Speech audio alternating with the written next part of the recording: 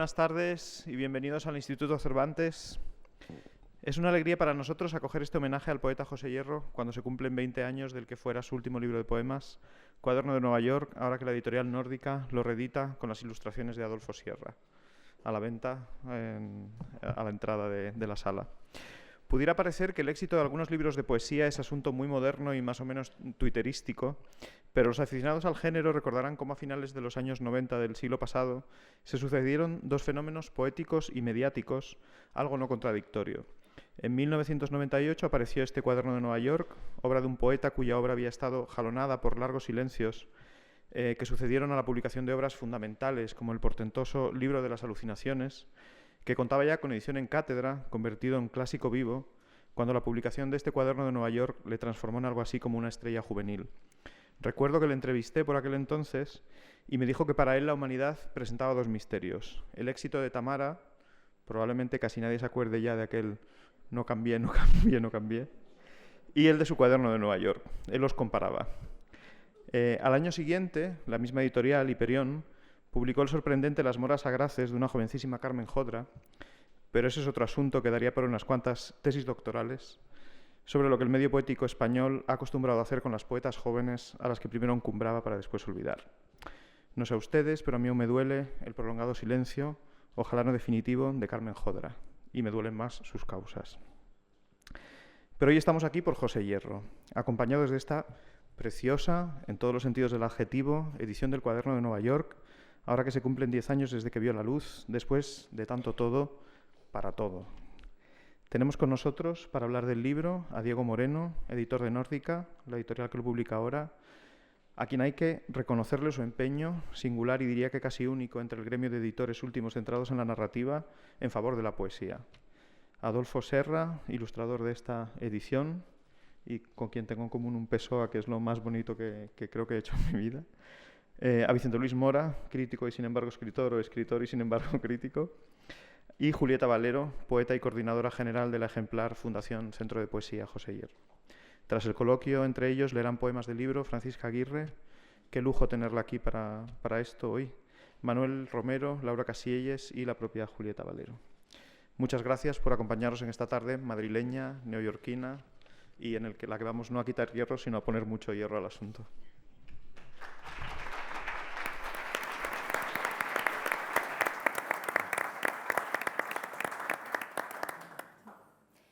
Bueno, pues un placer en nombre de la Fundación, de la familia Hierro, ser acogidos en esta casa. Hierro fue Cervantes el mismo año que publicó Cuaderno de Nueva York, el libro que hoy vamos a rehabitar todos y a celebrar, y es una alegría estar aquí.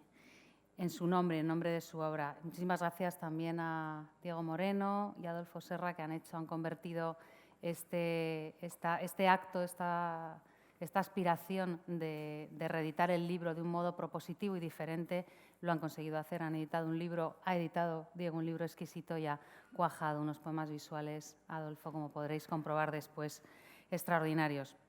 Por supuesto, a Vicente Luis Mora, que con muchísima generosidad una vez más acudió a la llamada de la Fundación por su texto con tanto compromiso crítico y rigor, como siempre, y por supuesto a Manolo Romero, Laura Casielles y a Francisca Aguirre.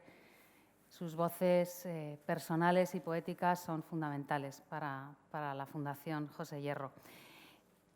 Y desde luego a todos ustedes por acompañarnos en esta tarde definitivamente primaveral.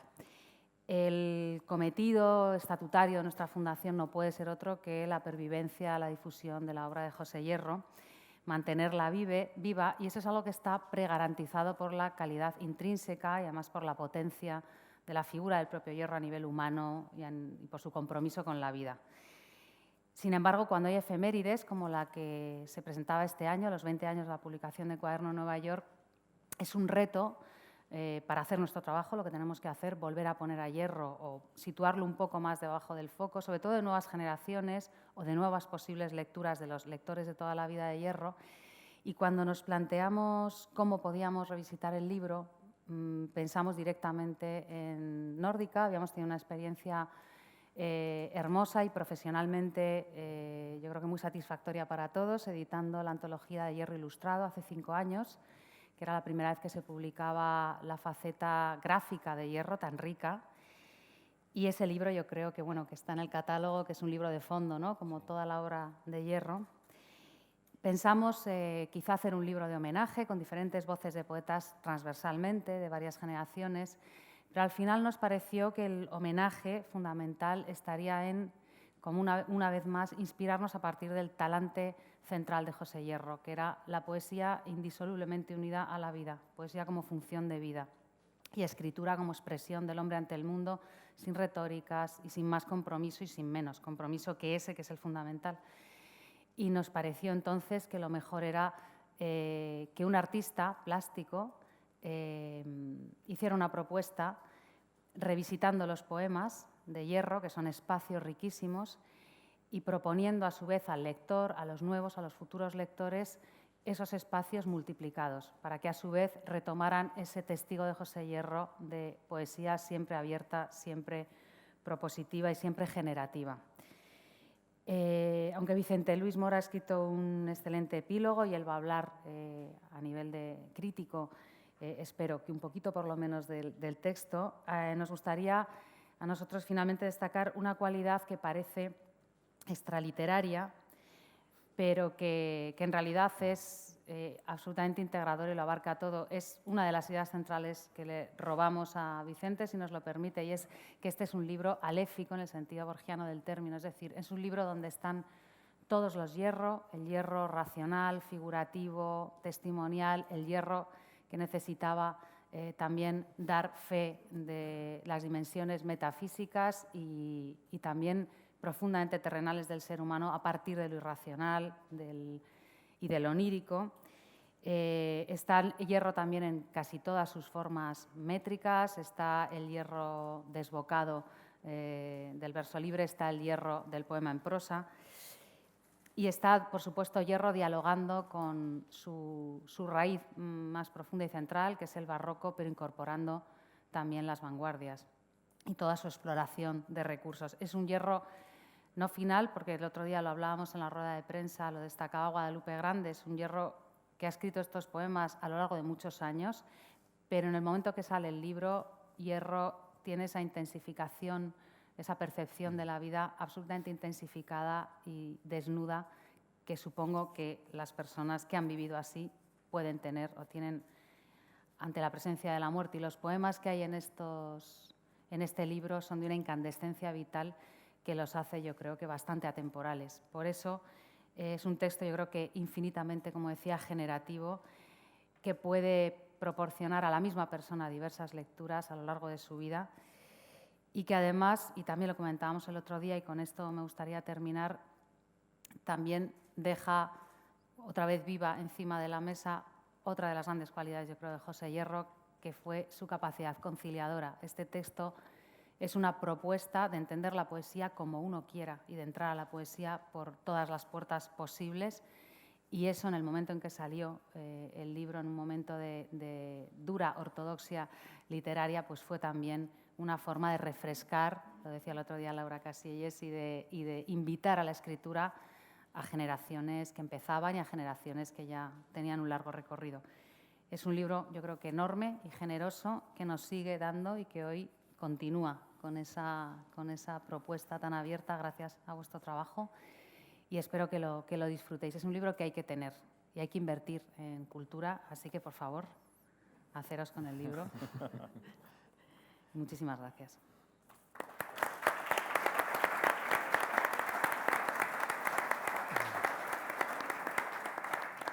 Buenas tardes. Muchas gracias en primer lugar por estar aquí con nosotros acompañándonos en la primera presentación que hacemos en Madrid de Cuaderno de Nueva York.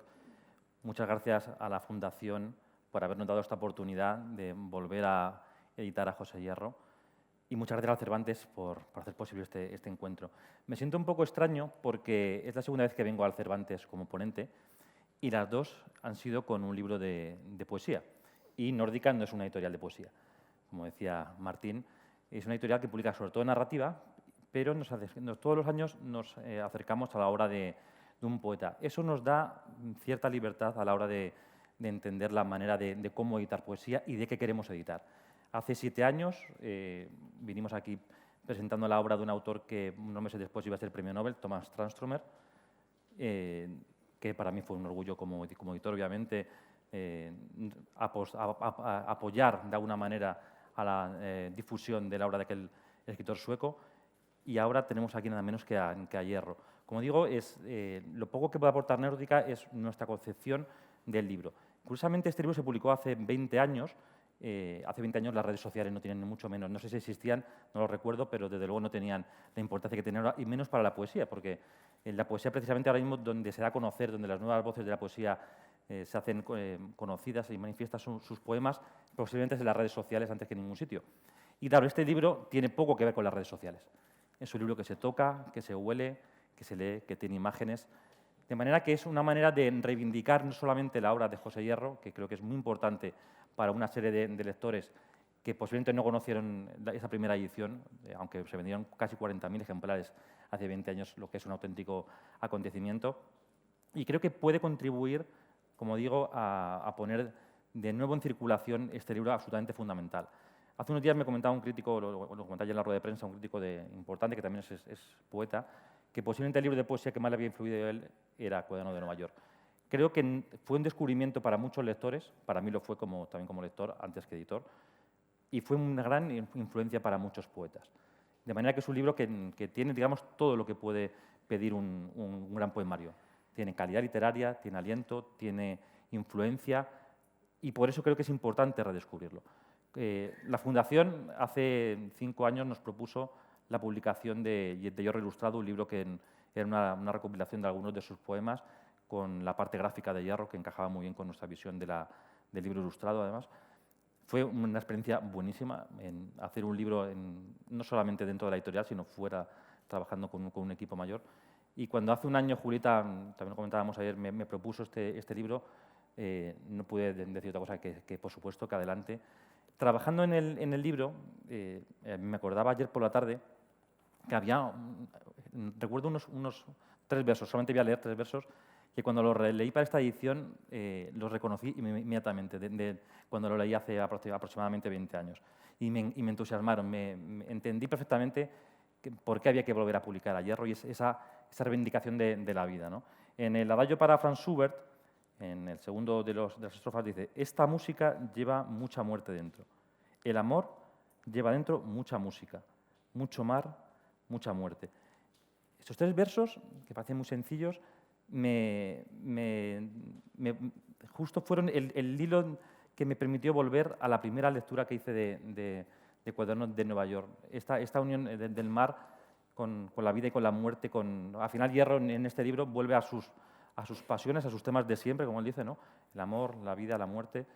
Y creo que son temas eternos que están en casi todos los poetas, pero posiblemente no todos ellos tienen la capacidad para escribirlos y que 20 años después de su publicación tenga vida.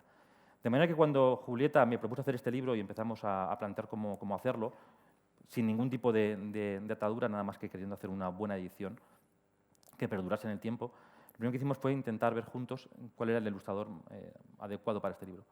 Tuvimos varias opciones encima de la mesa y después de ver propuestas les enviamos a cada uno el mismo poema para que ilustrasen.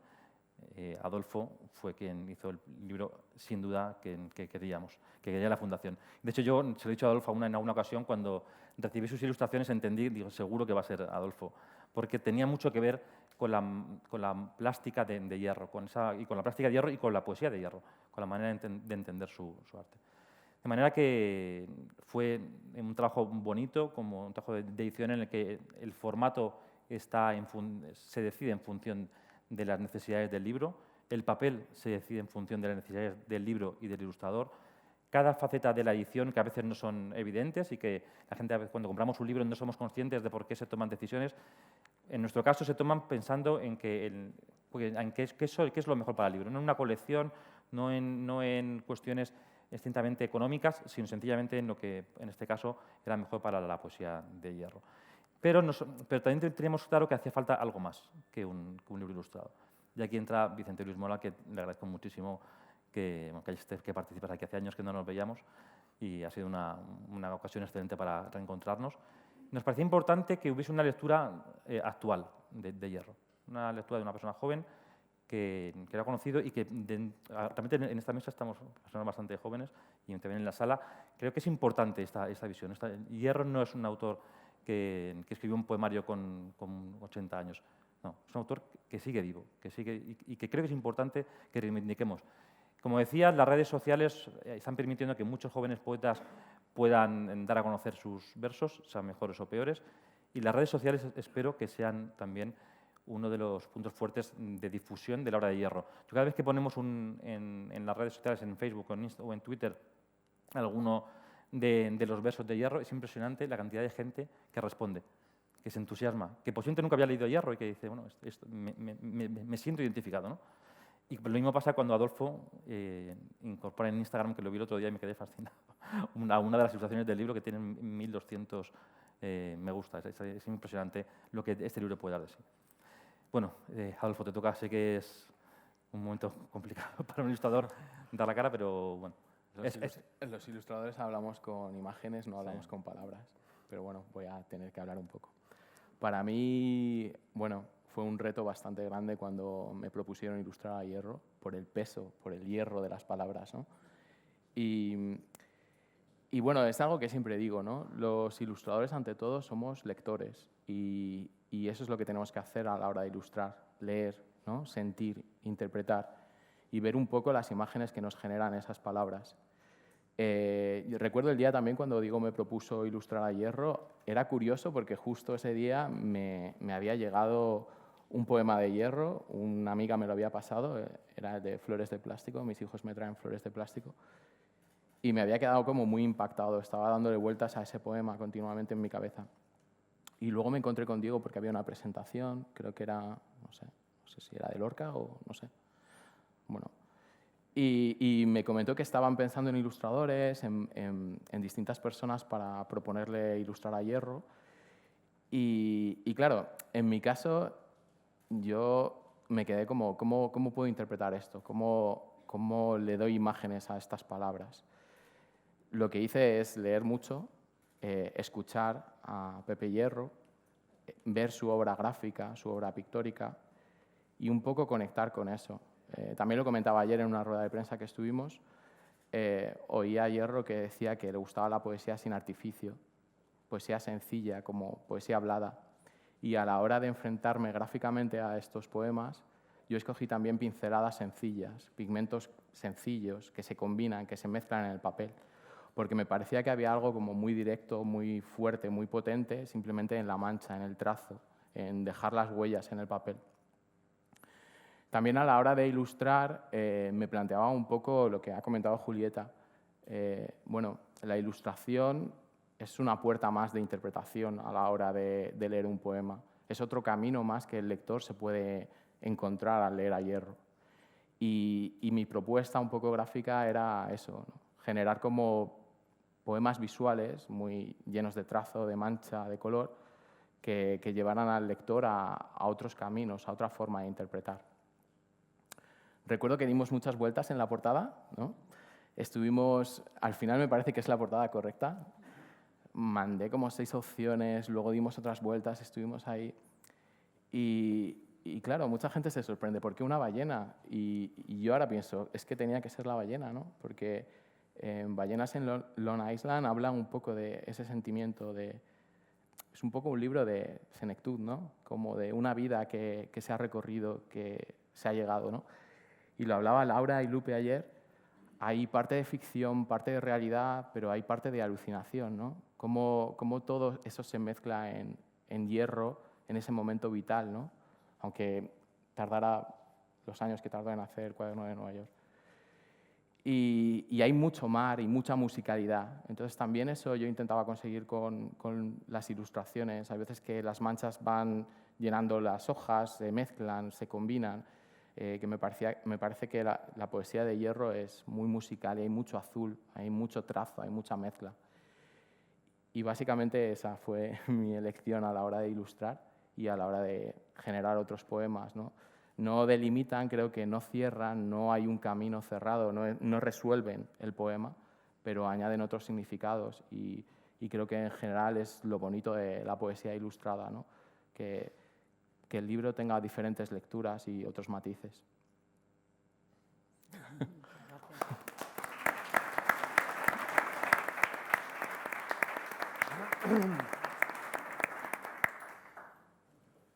Sí, bueno, buenas noches a todos. Para mí es un placer volver a la que fue durante bastantes años mi casa y reencontrarme con algunos de mis amigos y compañeros de entonces aquí. Y también es para mí muy agradable hacerlo además de la mano de la gran poesía, de la poesía de José Hierro en general y de Cuadernos de Nueva York en particular.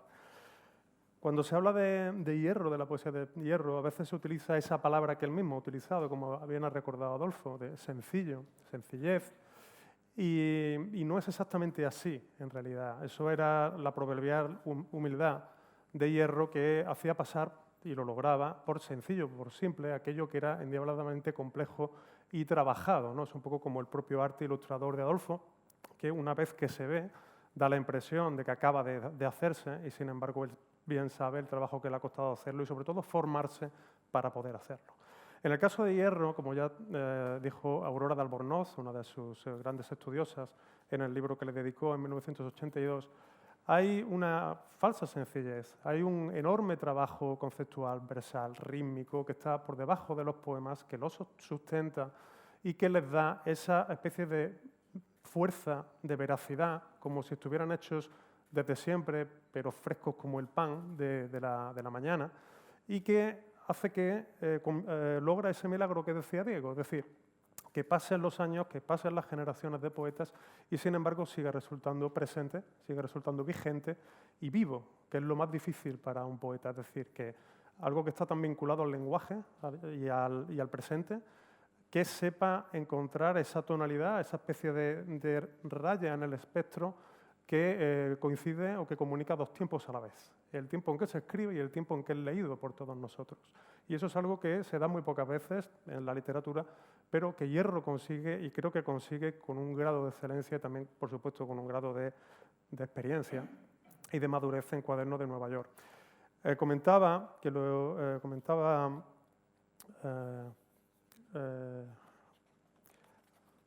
digamos antes, se ha comentado aquí una idea, es que estoy buscando el verso concreto. Julieta estaba comentando antes la idea aléfica del Aleph borgiano que tiene el libro de Hierro respecto a su propia obra.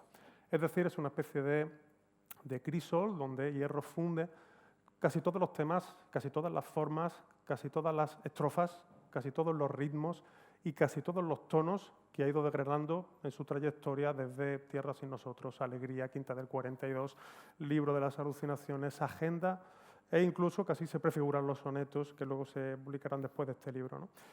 Pues dentro de este Aleph, ¿no? Dentro de esta especie de crisol de toda la obra, hay un verso que estaba releyendo hoy que me da la impresión de que es como el Aleph del Aleph, es decir, es un verso que simboliza casi todo el libro, que a su vez simboliza casi toda la obra de Hierro. El verso está en el poema de La ventana indiscreta y es: el pez sueña riberas de jade tembloroso. Es un alejandrino y como hay varios poetas en la sala, ya saben que era alejandrino. En principio lo relacionamos siempre sobre todo con la poesía francesa, con el influjo de la poesía modernista. Y aunque en este caso los acentos, si fuera un alejandrino más o menos canónico, deberían de estar pues, en cuarta, octava y decimotercera, o en segunda, sexta, décima y decimotercera, Hierro aquí inteligentemente lo que hace es que coloca dos hectasílabos seguidos para hacer un alejandrino. Y es un truco que en realidad lo representa muy bien, porque es el siglo de oro metido dentro de la poesía contemporánea y de la poesía moderna que él conocía también. Y además, esa referencia al jade tembloroso nos lleva a esa increíble forma que tiene Hierro de adjetivar, que de verdad que debería de ser utilizada en los talleres poéticos, ¿no? En ese mismo poema habla del oro amargo, más adelante habla de las venas metálicas, es decir, la adjetivación de Hierro es poética, como se suele decir, digamos, de modo coloquial, pero también es exquisitamente poética, es perfectamente lírica, nunca cae en la cursilería, nunca cae en la superficialidad de lo gratuito, sino que siempre es ajustada en medida y cada adjetivo parece haber nacido para el sustantivo al que está acompañando, que es también algo prodigioso para un escritor.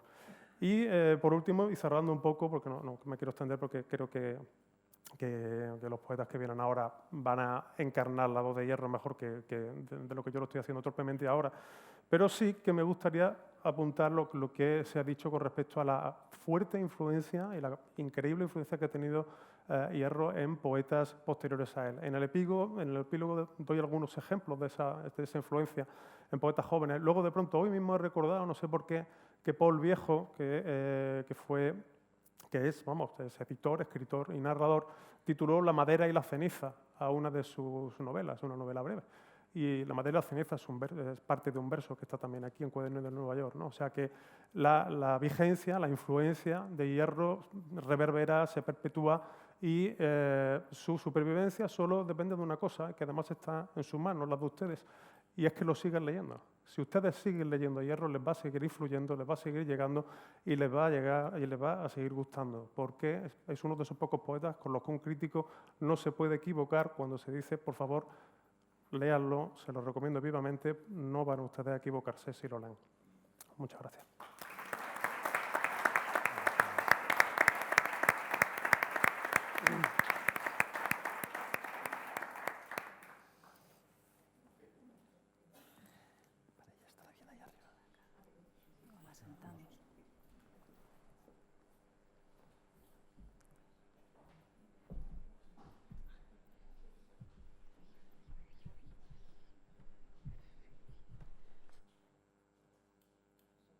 Ya que pena.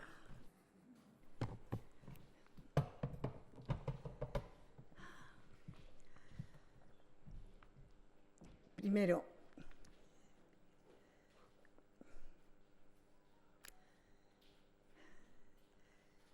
siempre que pienso en Pepe, me da una pena espantosa que se haya muerto. Porque es que Pepe era, aparte de un poeta extraordinario, pues una persona también extraordinaria. Y una de las personas más generosas y más alegres que yo he conocido. En fin, de cualquier manera, habiendo leído su obra y habiendo vivido un tiempo muy cerca de él, muy cercanos, pues es una osadía que los que a su lado continuamos siendo aprendices de poeta, como es mi caso, por ejemplo, vengamos a decirles a ustedes quién era Pepe Hierro, porque se lo juro de verdad, eso no hay quien lo diga. Pepe era un completo, era como el mar, que las olas tienen que ver muy poco unas con las otras. Y Pepe contenía muchas cosas dentro de él. Una gran dignidad, una gran defensa de los ideales de los demás, que se dice muy pronto eso así, pero defender eso en determinadas épocas ha sido un verdadero milagro. En fin, dichas estas 2 o 3 cosas que resumen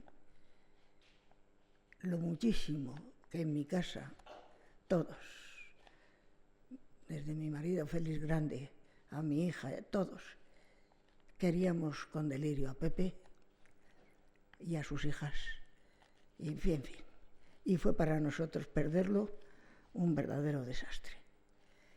De cualquier manera, también la gente que es extraordinaria, siempre que vuelves a recurrir a ella, te encuentras con que te hace un regalo. Los poemas, los libros de Pepe, su manera de estar en el mundo, es un regalo para todo aquel que la recuerde y que vuelva a vivir aquellos hermosos tiempos. Para no seguir y hacer lo que es debido, que es homenajear a Pepe, dando a conocer la música de sus palabras, voy a empezar a leer los 2 o 3 poemas, 2 creo que son, que he traído para leerles a ustedes. 2 poemas. Hablo con Gloria Fuertes frente al Washington Bridge. Pasea con el luto de viuda de sí misma, payasa miliciana, entre los arces plateados de New Jersey. O tal vez sean pinos, encinas, jaras y retamas de chozas de sierra. Yo ya no sé. La navaja del río corta pan y tomate de la tarde que se evapora. Don Gil, jilguero de las calzas verdes, asado con madera del cajón de la portería, miraba compasivo cómo acunan tus brazos esqueléticos mientras dan de mamar a la guerra de nunca, teta arrugada, guerra guerreada y todo lo demás. Y todo blanco y negro y desvaído. Un hombre levantaba su cabeza de ortiga en el menesteroso anochecer. Mendigos con fusiles, que yo los vi pasar porque tú los mirabas. Y niños muertos que esquivabas para no pisarlos en la calle de Atocha. Nunca los vi ni quise verlos.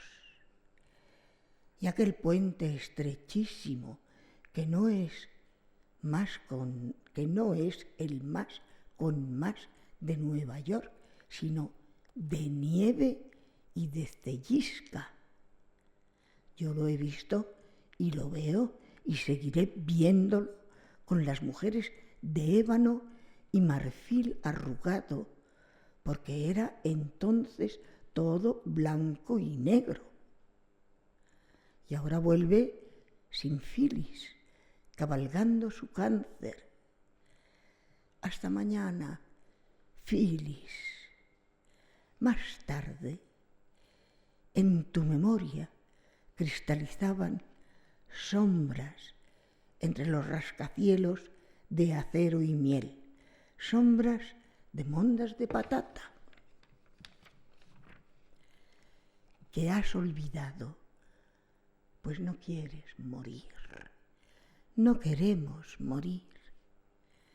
Y fachadas de catedrales bordadas de palomas, y que mañana no será otro día, y otra sombra resbalando por una lágrima, enhebrando una aguja, zurciendo una bufanda a la sombra de una lenteja.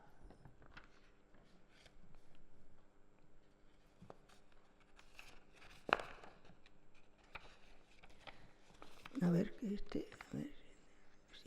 es que este es más larguito. Bien. Adagio para Franz Schubert, quinteto en do mayor. Apenas vaho sobre el cristal, con ademanes de ceniza, con estelas de niebla. Señala el mayordomo el lugar reservado a cada uno de los comensales y susurra sus nombres con sílabas de ráfaga. Franz, todos, bebe copas, copas, copas de un oro ajado, de un resplandor marchito, una luz madura en otras tierras diluidas en la memoria. ¿Dónde estarán los compañeros que no ve? ¿Acaso fueron arrastrados por las aguas de Heráclito hasta donde el ocaso se remansa y languidece. Han cesado las risas, las palabras son ascuas, todo es en este instante desolación, herrumbre, acabamiento. Huele a manzanas y a membrillos demasiado maduros. A través del ojo de buey, Franz contempla los días que se aproximan navegando. La ciudad que lo espera les saluda con sus brazos alzados a las nubes, enfundados en terciopelo gris. Paralizado, congelado, el tiempo va adquiriendo la pátina de estar atardeciendo, otoñándose sobre el mar, sobre la muerte, sobre el amor, sobre la música, que nadie sabe qué prisiones.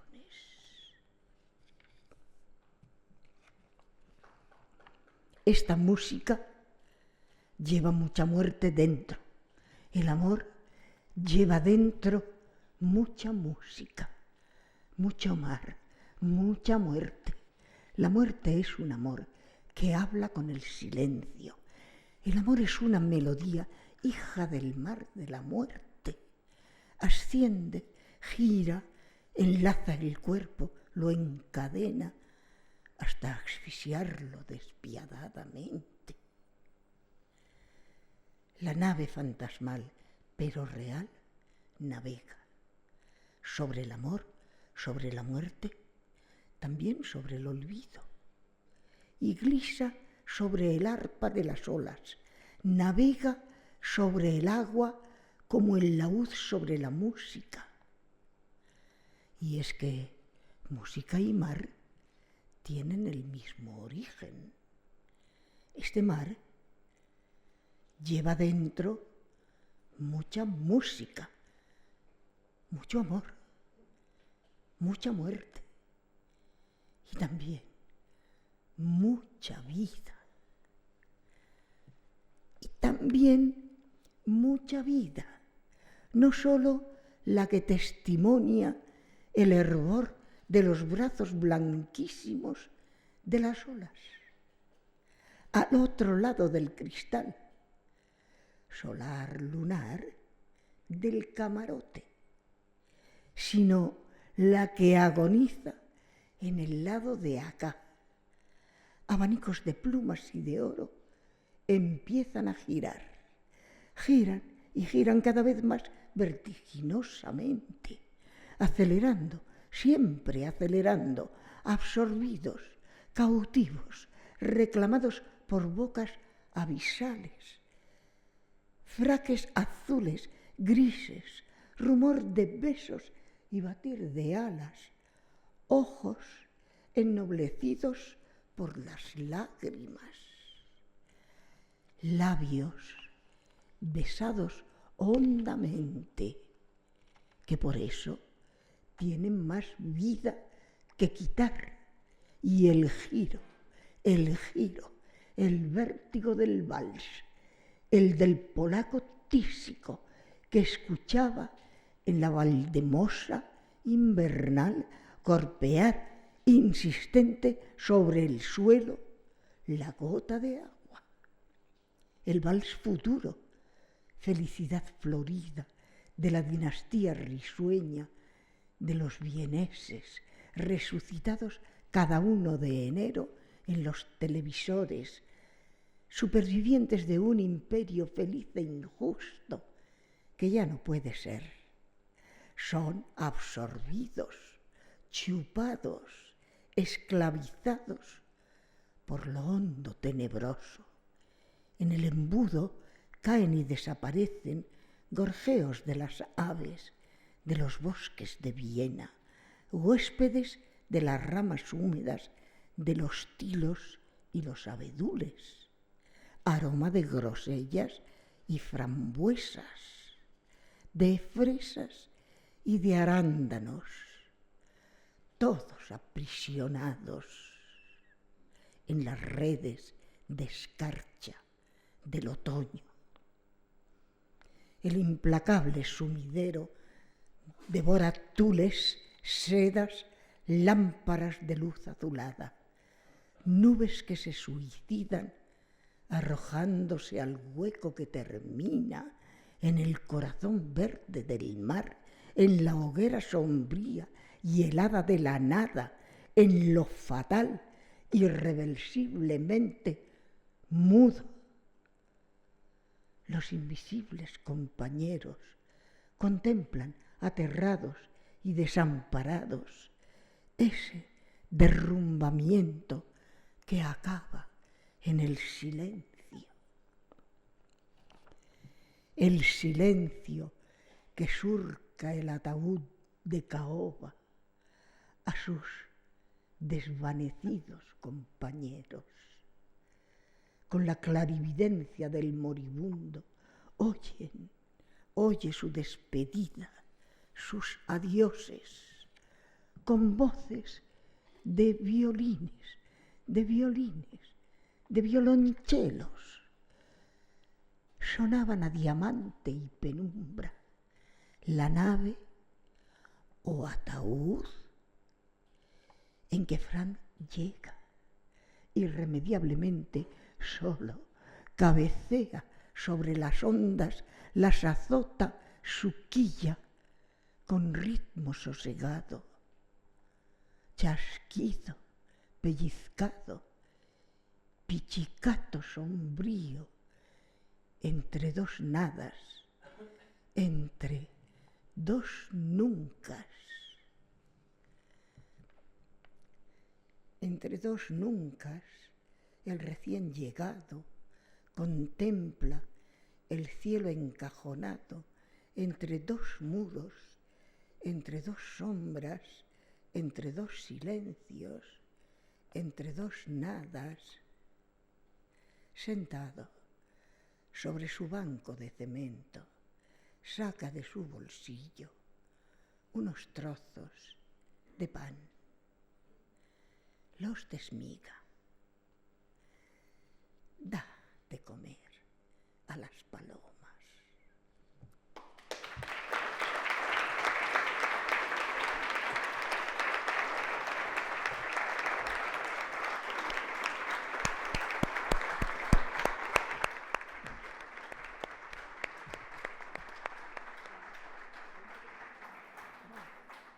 Quiero decirles a ustedes muchas gracias a todos y todos estos aplausos son todos para Pepe.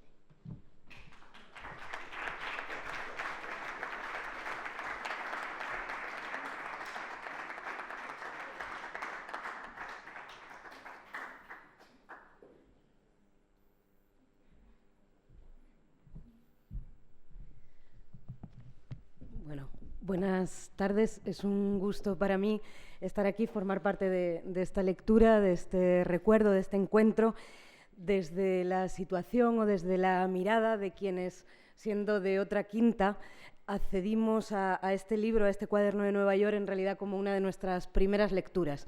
Y fue así una puerta de entrada, una invitación a la poesía, pero también un modo de encontrar pistas sobre cómo podíamos relacionarnos con el mundo e intentar decirlo.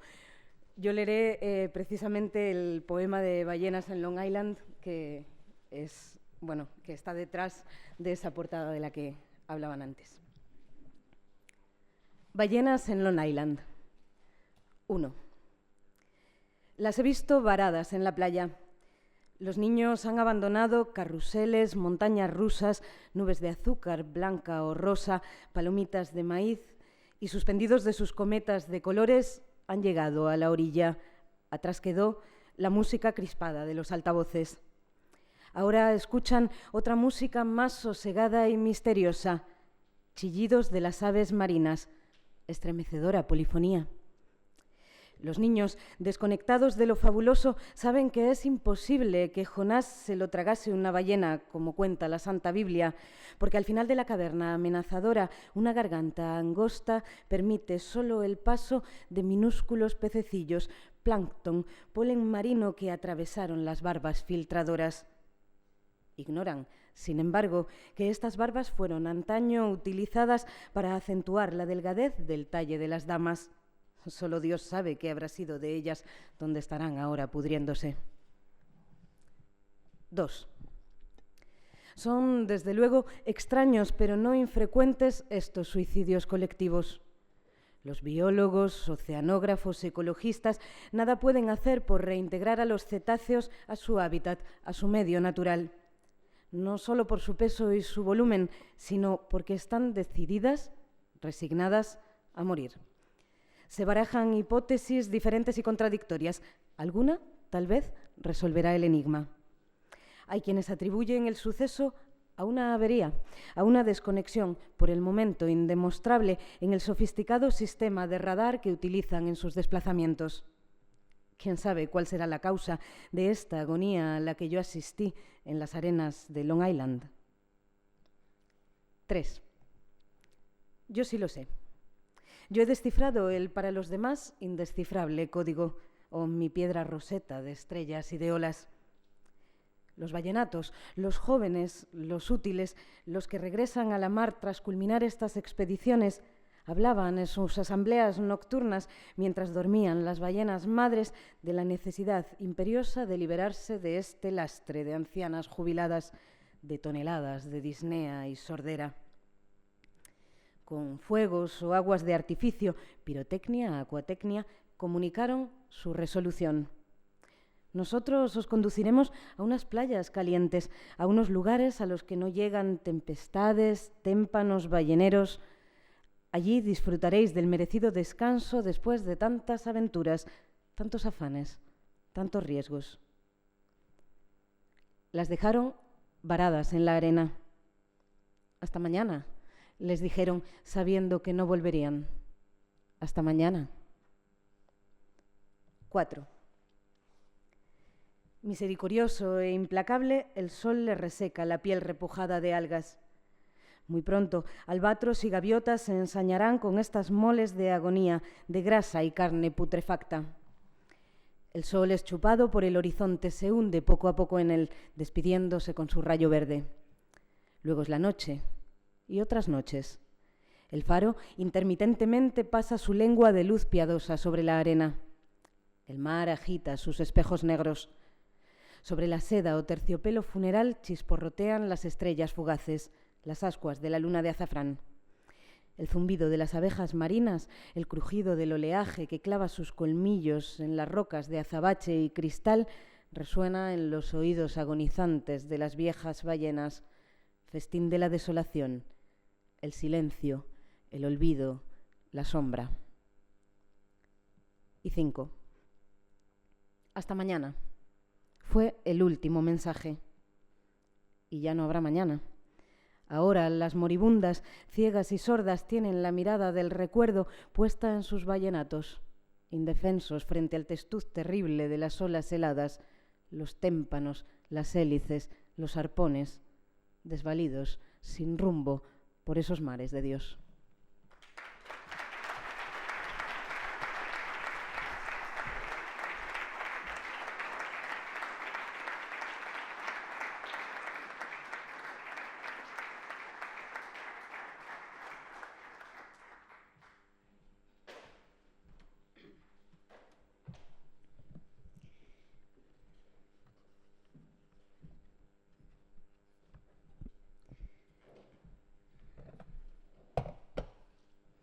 El amor estaba escondido, como la almendra en la corteza, agazapado suavemente, circulando cálidamente.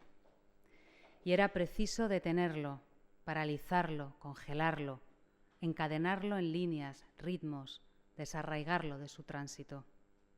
Darle bulto, darle reposo, encerrarlo en unas figuras que no sean hija ni madre, sino materia del amor, sino parpadeo de estrella que no se extingue nunca, llama salvada de su acabamiento, hecha presente para siempre. Gracias.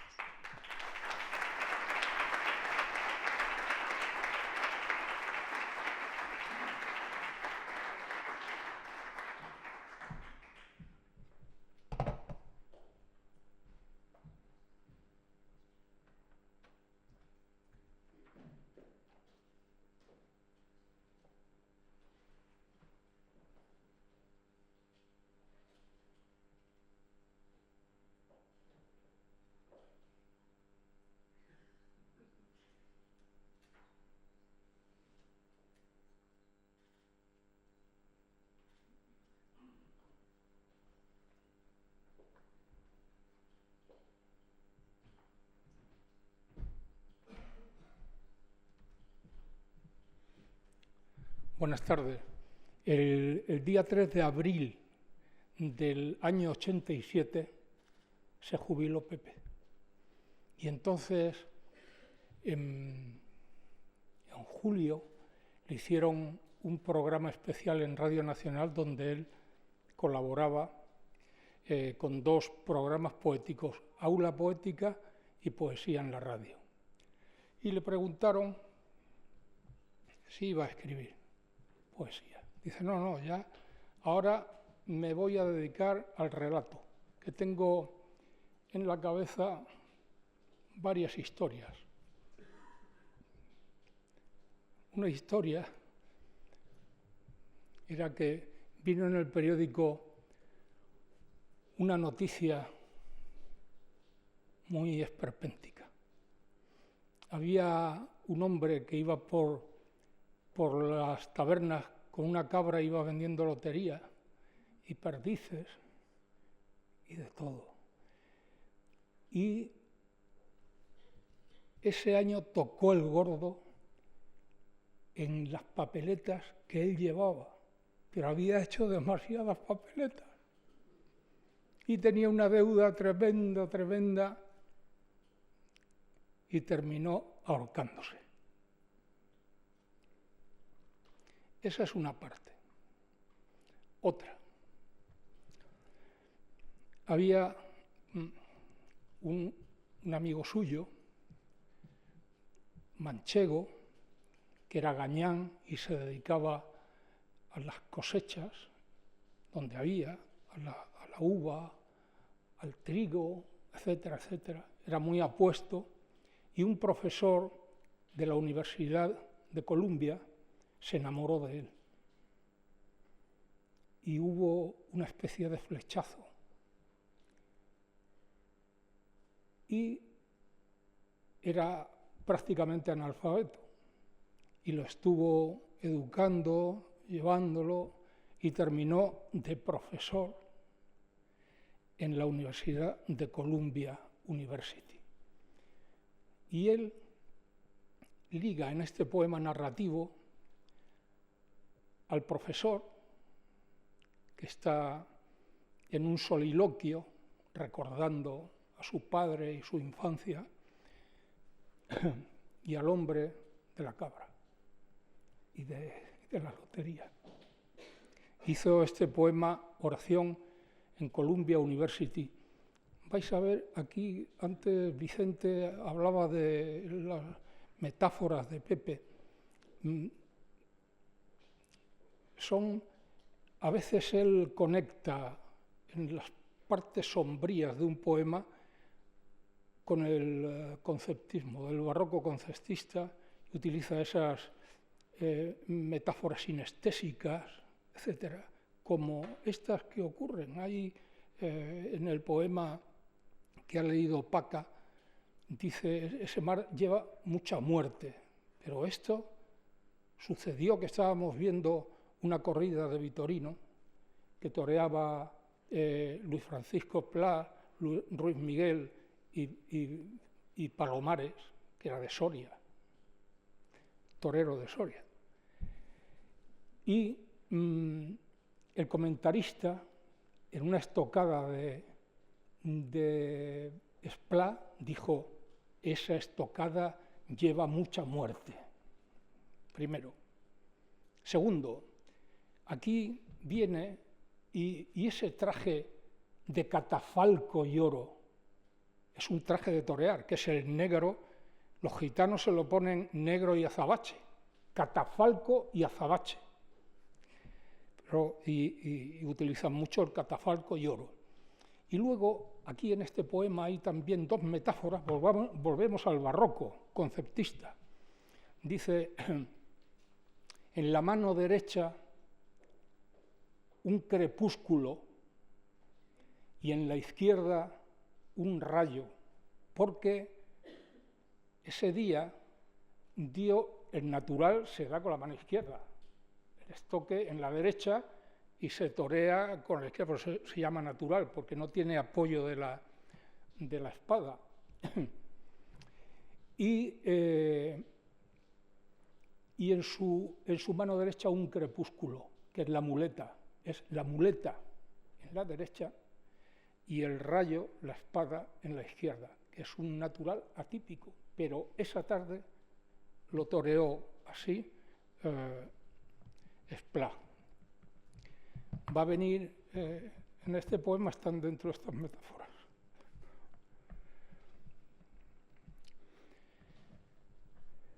Bendito sea Dios, porque inventó el silencio y el chirrido de la chicharra y el lagarto de fastuoso traje verde y la brasa hipnotizadora horizontal crepúsculo pudo haberla llamado don Pedro Calderón de la Barca en el declive del barroco. Bendito sea Dios que inventó el agua sobre todo. Bendito sea Dios porque inventó el amanecer y el balido que lo poblaba. Ahora vuelvo a escuchar aquella melodía. El arroyo arpegiaba sobre cantos rodados, hacía el contrapunto.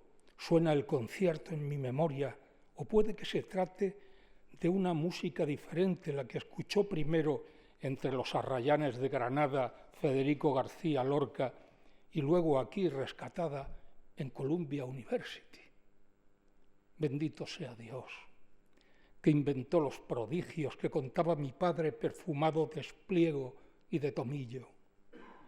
Eran historias de ciudades mágicas en las que el agua circulaba por venas de metal, agua caliente y fría. Nos lo contaba al borde del regato, helado en el invierno, seco en el estío. Venga a lavarse, coño, guarros. Y obedecíamos. Bendito sea Dios, porque inventó la cabra, que rifaba por los pueblos, mucho antes que Pablo Picasso con barriga de cesto de mimbre y tetas como guantes de bronce. Maldito sea Dios, porque inventó el estaño parpadeante del olivo, ramas y troncos del laoconte y aquella sombra trágica de catafalco y oro, un rayo congelado en la mano izquierda y en la diestra un crepúsculo. Maldito sea Dios, porque inventó a mi padre, colgado de la rama de un olivo, poco después de recogerse la aceituna. No puedo perdonárselo. Pero eso fue más tarde. Antes fueron los niños, bendito sea Dios, que inventó aquellos niños vestidos como príncipes o pájaros, con voces de cristal. Papá, decían a su padre, bendito sea Dios por inventar una palabra milagrosa jamás oída, y su padre correspondía con vaharadas de ternura. Maldito sea Dios, porque yo quise rezagarme en la ternura pronunciando la mágica palabra, entonces descubierta, papá, mariconada, si te las vuelvo a oír te llevas una hostia. Bendito sea Dios, porque inventó los años, 1970, 1980, 1990, inventó el fuego, el oro viejo de los arces de otoño y esos ríos profundos como penas, largos como el olvido o el recuerdo, hospitalarios, generosos, por los que la ciudad va navegando hasta el mar, que es el morir. Bendito sea Dios que inventó libros sabios se daba nombre en ellos a lo que antes no lo tenía. Bendito sea Dios, porque inventó licenciaturas, máster, campus con risas y con marihuana, laboratorios y celebraciones, con cantos en latín, Gaudeamus igitur, todo situado en niveles distintos del tiempo. Bendito sea Dios que inventó la memoria y que inventó el silencio de este lugar aséptico y las venas metálicas ocultas en la que el agua espera unas manos liberadoras que les devuelvan su canción. Ahora sé que mi padre está vengado. Mi padre, descolgado del olivo, pronuncia con mis labios las palabras totémicas y se estremece este recinto sagrado. Coño, joder, carajo, alabas a la cara, hostias. Y abro los grifos, lavabos, duchas, retretes, se desbordan las aguas que él soñaba en la choza de adobe y paja, cantan la gloria de la recuperación, y mi padre navega por las aguas, le provoco gritando al desconsolado, papá, mariconadas, me contesta, papá, glu, glu, ahogado, recuperado, navegante por los canales de oro, vivo ya para siempre.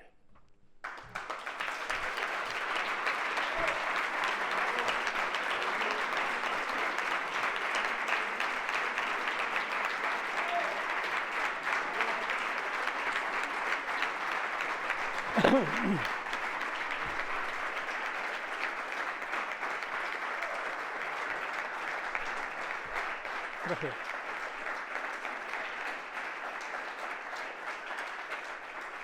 Este poema va a decir siempre Paula, que no quiere salir a leerlo, pero ella lo hace mucho mejor que yo, y está dedicado a ella, a Paula Romero, que cuando se lo leyó y ella era niña, dice, abuelo, este poema para mí. Paula, rompe. Bueno, este soneto, este sí que es barroco. Vida. Después de todo, todo ha sido nada.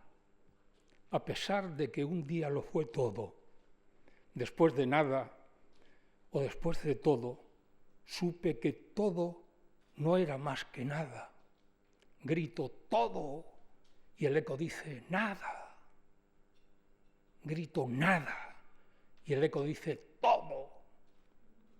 Ahora sé que la nada lo era todo y todo era ceniza de la nada. No queda nada de lo que fue nada. Era ilusión lo que creía todo y que en definitiva era la nada.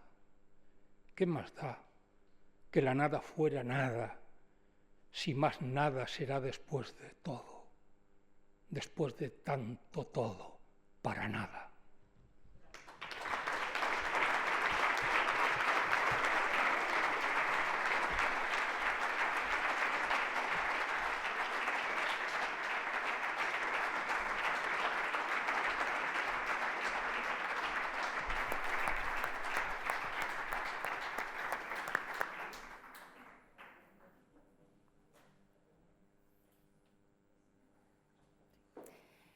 Bueno, pues es pecado mortal, desde luego pecado poético añadir nada después de estos dos poemas y de esta recitación de Manolo Romero. Muchísimas gracias, como decía Vicente Luis Mora, Hierro sigue vivo si le damos vida leyendo. Muchísimas gracias por acompañarnos y por seguir leyendo a José Hierro. Hasta siempre.